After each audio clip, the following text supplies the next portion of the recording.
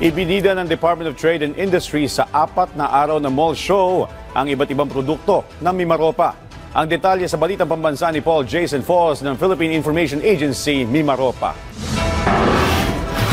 Mga marmol, paintings, wood crafts, coco jam, at iba pang pagkain mula sa rehiyon ng Mimaropa.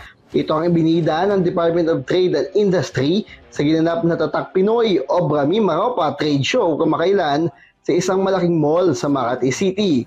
Ayon kay DTI Mimaropa Regional Director Rodolfo Mariposque, ang aktibidad ay naglalayong maipamalas locally at internationally ang mga produkto sa rehiyon. Aabot sa 50 na micro, small and medium enterprises o MSMEs ang sumama sa 4 na araw na trade show. Panauhin sa trade show si DTI Undersecretary Blesila Lantayona na nagsabing nangunguna ang DTI Mimaropa sa mga programang lubos na nakatutulong para mas umunlad ang mga residente ng rehiyon.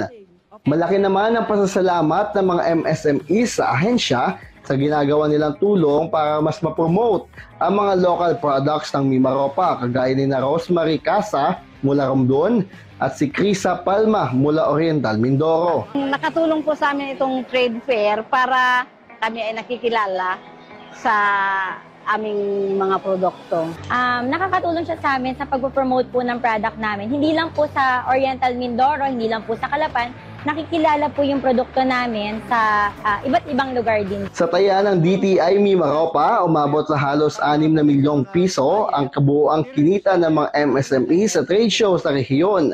Maliban sa mga bidang MSMEs, ipinakita din ng DTI Mimaropa ang galing at talento ng mga taga Mimaropa pagdating sa creative industries. Nagkaroon din ng forum para sa mga local artists sa rehiyon na pinangunahan naman ng mga kilala sa larangan ng filmmaking, paintings at iba pa. Ginawaran din ng ahensya ang top performing LGUs sa Cities and Municipalities Competitive Index at ang itinanghal na regional winner bilang best consumer-friendly na palengke sa rehiyon.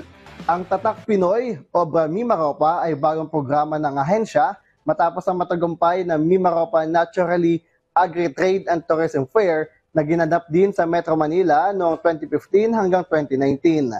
Mula Philippine Information Agency Mimaropa, Paul Jason Foss para sa Balitang Pambansa.